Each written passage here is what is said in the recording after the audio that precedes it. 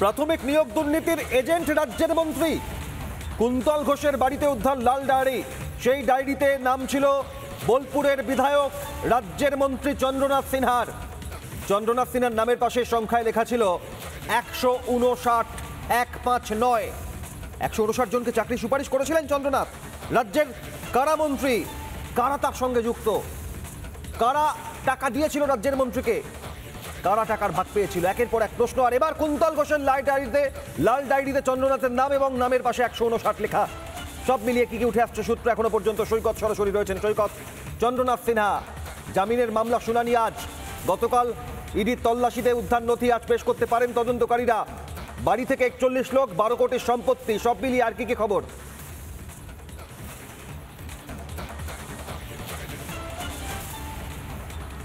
দেখো, এই যে বিপুল পরিমাণ সম্পত্তি, সেই সম্পত্তি পুরো সম্পত্তি বা পুরো আর্থিক যে অর্থ উদ্ধার হয়েছে তার পুরোটার হিসেব দিতে পারছেন না চন্দ্রনাথ সিনহা। এই জন্যেই কিন্তু তাকে তলব বা বলা ভালো এই জন্যেই কিন্তু তাকে হেফাজতে নেওয়া হতে পারে। ইতিমধ্যে আমরা দেখতে পাচ্ছি চন্দ্রনাথ সিনহা আর কিছুক্ষণের মধ্যেই তিনি এই আদালতে প্রবেশ করবেন। সেই জন্যেই এখানে রীতিমতো নিরাপত্তা মোতায়েন করা হয়েছে। চন্দ্রনাথ সিনহাকে আজকের আদালতে হাজির হতে বলেছেন বিচারক। তার কারণ আজকেই ইডির তরফ থেকে যে সাবমিশন দেওয়া হয়েছে এবং চন্দ্রনাথের তরফ থেকে যে সাবমিশন জমা পড়েছে, দুটো ট্যালি করে আজকে কিন্তু আদালত রায়দান করতে পারেন। মূলত ইডি আর চন্দ্রনাথ সিনহাকে হেফাজতে চাইছে কেন? তার কারণ চন্দ্রনাথ সিনহার বাড়ি থেকে যে 40 লক্ষ টাকা নগদ উদ্ধার, পাশাপাশি যে বিপুল পরিমাণ নথি উদ্ধার হয়েছিল, তাতে কিন্তু বেশ কিছু ইলিগাল ট্রানজাকশন বা বেশ কিছু সন্দেহজনক ট্রানজাকশন পেয়েছে ইডি। এই ট্রানজাকশনগুলির ব্যাপারেই কিন্তু ডিটেল দিচ্ছেন না বা দিতে পারছেন না চন্দ্রনাথ সিনহা, বা ইডির কাছে এই ট্রানজাকশনগুলি নিয়ে ক্লিয়ার হচ্ছে না। অন্যদিকে গতকালকে বীরভূমের পাইকরে যে কিষাণ মান্ডি, সেই কিষাণ মান্ডিতে তল্লাশি চালিয়েছে ইডি আধিকারিকরা। সেখানেও কিন্তু বেশ কিছু ডকুমেন্টস উদ্ধার হয়েছে এবং ডকুমেন্টসগুলির মধ্যে বেশ কিছু ট্রানজাকশন যেগুলোর মধ্যে গরমিল আছে সেগুলো পেয়েছেন। অর্থাৎ এই যে আর্থিক লেনদেনের ঠিকঠাক হিসেব নেই। এবং সবথেকে বড় কথা যেটা তুমি বলছিলে, কুন্তল ঘোষের বাড়ি থেকে যে লাল ডায়েরি বা রেজিস্টার বুক উদ্ধার হয়েছে, তাতে চন্দ্রনাথ সিনহার নাম রয়েছে, নামের পাশে 159 লেখা রয়েছে।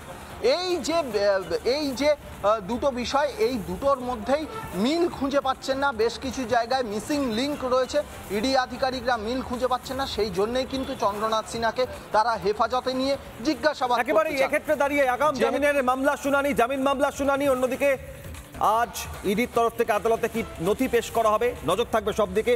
159 চন্দ্রনাথ সিনহার নামের পাশে। সব মিলিয়ে গতকাল মুরারাই ব্লকের অন্তর্গত পাইকর এলাকায় তল্লাশি অভিযানে আজ যে নথি উদ্ধার হয়েছে তা পেশ করবেন তদন্তকারীরা, এমনটাই খবর। বিজেপি বিধায়ক দীপক বর্মন এই ঘটনায় কি বলেছেন দেখুন। হাইকোর্টে প্রাক্তন যে এসএসসি সভাপতি, তার যে বয়ান এসেছে, তিনি যে সাক্ষ্য দিয়েছেন, তাতে করে পার্থবাবু থেকে শুরু করে তারা সকলেই এর সঙ্গে যুক্ত ছিলেন। এরা বরাবরই শাক দিয়ে মাছ ঢাকার চেষ্টা করছে, কোনো লাভ হবে না।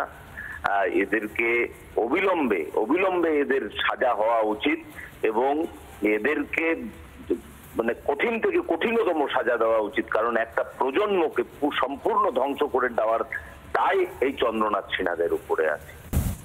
নানা ধরনের কন্টেন্ট দেখার জন্য লাইক করুন, শেয়ার করুন আমাদের ফেসবুক পেজ, সাবস্ক্রাইব করুন আমাদের ইউটিউব চ্যানেল।